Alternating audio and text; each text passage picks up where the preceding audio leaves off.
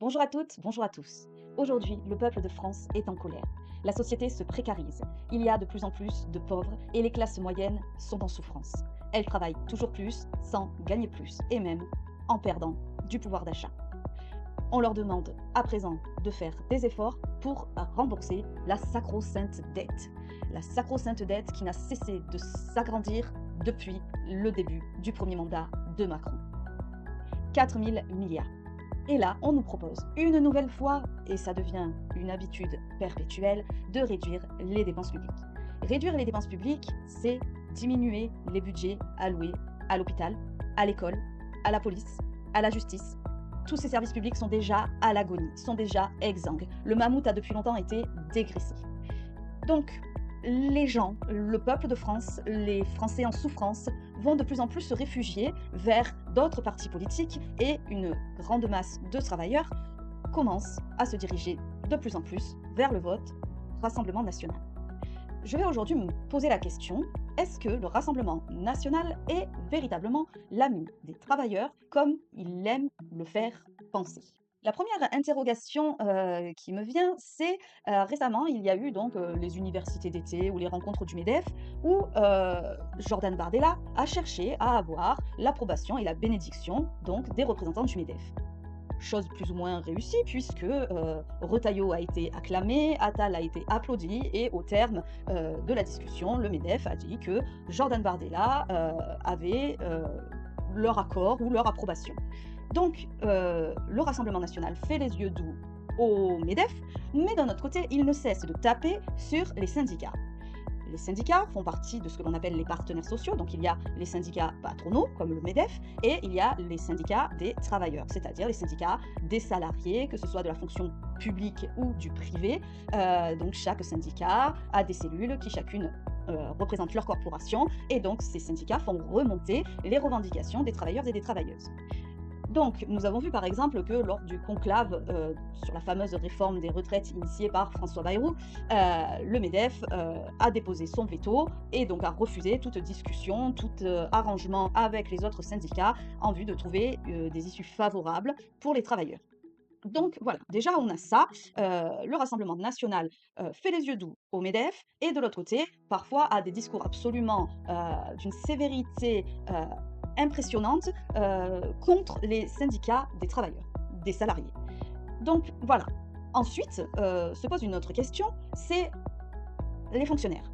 Le Rassemblement national ne cesse de taper sur les fonctionnaires, sur la fonction publique.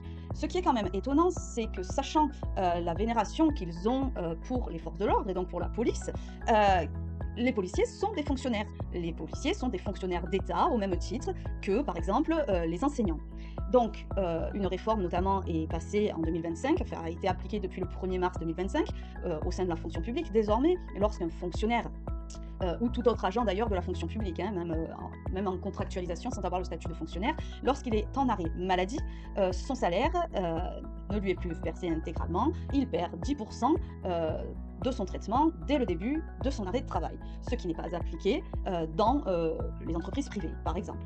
Donc, taper quand même sur les travailleurs de la fonction publique, c'est taper également sur, je pense qu'il y a à peu près entre même plus que ça, hein, il y a plusieurs millions de fonctionnaires quand même. Hein. Donc, ne pas remplacer les fonctionnaires, contractualiser les fonctionnaires, c'est quand même s'attaquer à ceux qui font tourner le pays, les policiers, les enseignants, les soignants dans les hôpitaux publics. Donc voilà, c'est quand même ça veut quand même dire que là, ils s'inscrivent contre une grande partie des travailleurs français. Et pour les salariés du privé, finalement, c'est la même chose, puisqu'en méprisant les syndicats, eh bien, ils méprisent donc une partie des travailleurs qui portent des revendications et qui demandent à leurs syndicats de les représenter. Donc voilà, il y a cette question-là. Ensuite, donc, en plus de l'adoubement du MEDEF, Jordan Bardella s'est entretenu avec Nicolas Sarkozy, qui a chanté ses louanges et qui d'un côté a critiqué Retailleau et qui a considéré que Jordan Bardella était une personnalité respectable et qu'il portait de bons arguments, etc. Or, Nicolas Sarkozy a été président, comme nous le savons, a par ailleurs derrière été condamné par la justice, premier président de France condamné à de la prison ferme, rappelons-le, même s'il n'a pas exécuté sa peine. 3 mois avec un bracelet électronique, hein, lui qui était pour l'application de la prison ferme, c'est quand même bien ironique. Donc Nicolas Sarkozy avait fait passer une réforme des retraites qui avait déjà été profondément impopulaire et donc s'était grandement attaqué également à la fonction publique et au terme de son mandat, la dette s'était encore creusée. Je ne vais pas parler du mandat Hollande, puisque là, on reste sur l'application de politiques libérales qui donc n'ont fait que donner naissance au macronisme avec justement Macron, Valls et la compagnie qui se dit issue de la gauche de gouvernement, la gauche sociodémocrate, celle qu'on aime voir au pouvoir quand ce ne sont pas la droite traditionnelle. Donc on nous impose un peu ce discours constant pour que finalement ce soit toujours les mêmes qui soient au pouvoir. Donc, la réforme des retraites. Déjà, je me pose cette question. Le Rassemblement national s'est donc associé maintenant à Éric Ciotti, avec Marion Maréchal Le Pen, qui, elle, militait et faisait campagne pour Éric Zemmour. Donc, que ce soit Éric Ciotti ou Éric Zemmour, de Éric, c'est rigolo, ceux-là, sont pour la retraite à 67 ans. Nous avons donc un parti, le Rassemblement national, qui disait s'opposer à l'application de la réforme des retraites Macron-Borne, comme je l'appelle, appliquée, je le rappelle, par 49.3, mais ils arrivent quand même à coexister avec des partis qui veulent la retraite à 67 ans. Ainsi, je me suis un peu interrogée sur la position réelle et le programme du Rassemblement national au sujet des retraites. Donc effectivement, ils étaient contre le projet de réforme de Emmanuel Macron et de Elisabeth Borne, mais ils ont leur idée sur la question. Tout n'est pas écrit dans leur programme, donc il faut aller creuser un peu par-ci, un peu par-là. Pour eux, il y a l'histoire des 42 annuités effectives pour pouvoir partir à la retraite. Donc là, on peut comprendre que selon eux, cela signifie que ceux qui n'ont pas fait d'études sont forcément ceux qui ont eu des emplois pénibles par la suite, et que donc, par exemple, si on a commencé à cotiser à 18 ans, on rajoute 42 ans, et donc on arrive à une retraite à 60 ans. C'est très joli, mais nous vivons dans une société aujourd'hui qui exige de la plupart des jeunes à faire des études, et de plus en plus d'études pour finalement avoir des métiers qu'avant on obtenait effectivement sans forcément faire d'études. Donc on se retrouve par exemple avec des jeunes qui peut-être avec un an de retard, parce que quand on est en difficulté scolaire, parfois on a pris un an de retard puisqu'on a redoublé comme on dit, donc qui par exemple sortent même d'un lycée professionnel, d'un lycée général, etc. Ils sortent, ils ont 18-19 ans. Ils vont enchaîner peut-être avec un BTS, une formation spécifique qui va durer 2 ou 3 ans. Donc déjà nous arrivons à des jeunes qui auront 22 ans, qui vont enchaîner avec des emplois qui vont être physiques, qui vont être pénibles, ils vont souffrir dans leur chair de ce travail-là. Et là, on commence à faire le calcul. Il rentre sur le marché du travail, il a 22 ans, il va avoir toute sa carrière un métier qui va l'user, mais donc on rajoute 42. 22 plus 42, nous arrivons à 64. Donc en fait, rien ne garantit pour quelqu'un qui aura fait 3 ans de formation après un bac professionnel, tout simplement un bac professionnel qui va orienter vers des métiers qui ne sont pas des métiers de bureau où on est tranquille avec la clim, etc. Donc, cela, déjà, ça sera 64 ans. Et puis pour tous les autres, ceux qui auront fait un peu plus d'études, puisque maintenant il faut un bac plus 5 quasiment pour tous les concours de la fonction publique, avec un bac plus 3 à l'université, il ne faut pas se leurrer, on n'obtient quasiment plus rien, d'accord. Même par exemple une infirmière qui va avoir une carrière pénible à l'hôpital, elle va avoir 3 ans d'école, préparation concours, pour peu qu'elle l'ait pas du premier coup, elle va se retrouver à commencer pas avant 22 ans, dans tous les cas. Donc elle fera partie également, cette infirmière, de celles qui partiront à l'âge de 64 ans. Ou après, bien sûr, parce que là, il ne faut pas qu'il y ait aussi d'erreur d'orientation de la personne, parce qu'il suffira de changer de voie pour perdre un an, et donc voilà, on est sur de la retraite à 64 ans. Et pour les autres, ce sera encore plus, et donc on va se retrouver avec des gens qui, avec un bac plus 5, ne partiront pas avant 66 ou 67 ans. Donc c'était une réflexion que je voulais avoir pour prouver quand même qu'au niveau de l'ami des travailleurs dont se vante le RN, on a quand même de sérieuses questions à se poser. Par ailleurs, le Rassemblement national ne parle jamais de juste redistribution des richesses. Or, il y a un point sur lequel il ne cesse d'argumenter, c'est la baisse des charges patronales. J'entends cet argument, un petit entrepreneur qui dans son coin fait tout ce qu'il peut, mais effectivement a un écart énorme entre salaire brut, salaire net, etc. Pour ses salariés, qui ne peut pas les augmenter puisque la marge entre les deux est trop importante. J'entends cette histoire de charge patronale que moi j'appelle cotisation, puisque chacun paye sa part sur la différence entre le salaire brut et le salaire net. Une partie de la cotisation provient du salarié et l'autre partie est versée par le patron. Donc, moi, j'ai un profond attachement aux TPE-PME. Et une chose m'a fait bondir, c'est le chiffre révélé récemment grâce à l'enquête d'un sénateur communiste, c'est ces fameux 211 milliards d'aides versées aux entreprises. Je n'ai absolument rien contre le fait qu'on aide les entreprises. Rien. Attention, les TPE, PME françaises, celles qui forment le tissu social français. 211 milliards, c'est 2 fois plus ou 3 fois plus, je crois, que le budget alloué à l'éducation nationale ou aux hôpitaux, etc., etc. Donc là, en plus, il a été prouvé qu'il n'y avait aucun tracé, aucune contrepartie. Donc on sort ces 211 milliards, on ne sait pas où ils vont, et on nous dit de rembourser la dette maintenant, alors que, bon, voilà, on cherche 40 milliards de partout. Ok, donc aider les entreprises, d'accord. Sauf que, en creusant un peu l'histoire des 211 milliards d'euros, on s'est rendu compte que sur ces 211 milliards, eh bien, 80% de ces 211 milliards étaient versés aux grandes et très grandes entreprises. Puisque ces grandes et très grandes entreprises ont des services juridiques, des armées d'avocats qui sont là pour justement savoir comment aller gratter ces aides, Sans contrepartie, cela signifie qu'il n'y a pas eu de ruissellement. On leur a donné du pognon, on leur a donné du pognon. Ils étaient censés rendre l'appareil en créant des emplois, augmentant les salaires, plein de choses dans ce genre-là. Mais non, ils n'ont rien fait. Ils ont pris l'argent, ça n'a pas empêché les licenciements, les délocalisations, et donc cet argent a disparu. Et donc, 170 milliards absorbés dans le vide par ces grands groupes. Cela ne laisse que 50 milliards aux TPE, PME françaises, implantées en France, qui, elles, ne pratiquent pas l'évasion fiscale et qui constituent la majorité du tissu social français. En fait, ce sont les petits entrepreneurs qui créent le plus d'emplois. Et ceux-là, finalement, sont ceux qui bénéficient le moins des aides versées par l'État aux entreprises.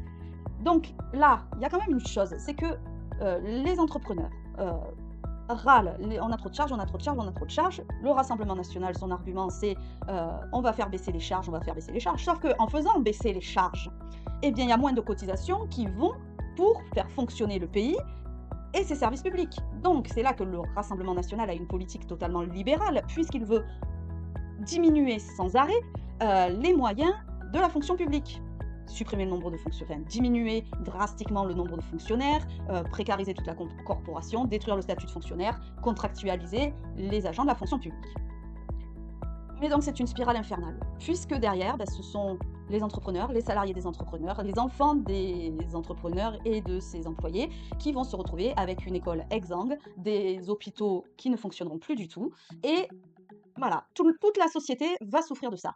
La question donc, c'est, au lieu de dire on va vous diminuer les charges patronales, j'aime pas ce mot, on dit cotisation, cotisation sociale, et donc, au lieu de ça, prenez les 211 milliards, et dites, maintenant, sur ces 211 milliards, on va mettre des plafonds pour que les TPE, PME bénéficient de la majorité de ces aides.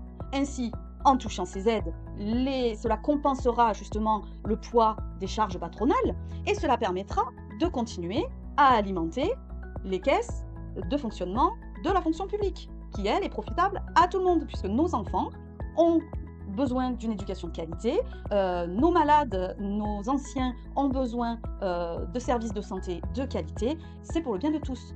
Donc, c'est là que quand même, au niveau de la logique du Rassemblement national, on s'inscrit véritablement dans un système libéral qui va encore plus loin que celui de Macron. Macron avait supprimé l'ISF, donc l'impôt de solidarité sur la fortune, avait mis en place l'IFI, par contre, pour compenser un petit peu l'impôt sur la fortune immobilière, et donc le Rassemblement national veut supprimer cette IFI, impôt sur la fortune immobilière. Donc ça veut dire qu'on doit encore moins toucher aux riches. Alors là aussi, la posture du Rassemblement national, c'est on paye trop d'impôts en France, etc., etc. Attendez, on n'augmente pas les impôts. Personne ne veut qu'on augmente les impôts des classes moyennes. Personne ne veut qu'on augmente leurs impôts à eux. Par contre, que chacun paye sa juste part en fonction de ses revenus et de son patrimoine, cela paraît très logique, puisque les calculs ont été faits que un travailleur que certains voudraient appeler Nicolas paye 50% sur son revenu donc d'impôts. Tandis que les plus grandes fortunes, par des systèmes juridiques qui sont à la limite du légal, eux vont finalement verser moins de 20%. Donc il y a quand même les riches qu'on dit tant utiles à un pays, ne contribuent pas à leur juste part à l'impôt sur le revenu ou sur la fortune. Donc il y a quand même un problème là sur la posture du Rassemblement national vis-à-vis des riches. Ensuite, il y a cette question de mérite par rapport à l'argent. On part toujours du principe au Rassemblement national que quelqu'un qui est riche, c'est quelqu'un qui a mérité d'être riche. Or, la plupart des riches d'aujourd'hui sont finalement des héritiers.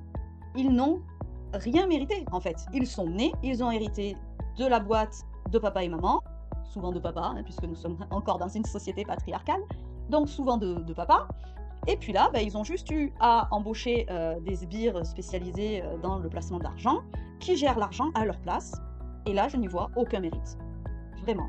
Donc, les travailleurs là, qui galèrent chaque jour, qui se lèvent tôt le matin, d'aucuns les appelleraient les fameux honnêtes gens, ceux-là se réfugient dans le vote du Rassemblement national, alors que, finalement, s'ils se plaignent de la situation actuelle, ils votent pour un parti qui est, à minima, comme le pouvoir en place à l'heure actuelle, mais même qui s'annonce encore plus autoritaire, puisqu'ils ont cette question, justement, de l'autorité, encore plus d'autorité, encore plus d'autorité. Quand on voit ce que Emmanuel Macron, notre président actuel, a pu infliger à des mouvements sociaux comme celui des Gilets jaunes, pression a été mise sur les forces de l'ordre d'anéantir tous les mouvements sociaux. En fait, de les épuiser, de les épuiser, de les épuiser, de les épuiser. Mais le RN, lui, est même contre la grève, contre les manifestations dans leur ensemble, puisque ça ne lui plaît pas. C'est du désordre, c'est du chaos, c'est de la perturbation sociale. Donc il y a cette crainte quand même qu'une fois au pouvoir, le travailleur de base n'ait même plus le droit de faire grève pour ne pas bloquer le pays et entraver son fonctionnement, ni de manifester en fait son mécontentement s'il se passe quelque chose dans son entreprise qui ne lui convient pas et que ses droits du travail sont attaqués. Je vais vous laisser réfléchir par vous-même à cette question. Je vous invite à vous abonner à cette chaîne, à mettre un like, à mettre un commentaire, dans le respect de tout un chacun, et je vous dis à bientôt pour une prochaine vidéo. Au revoir!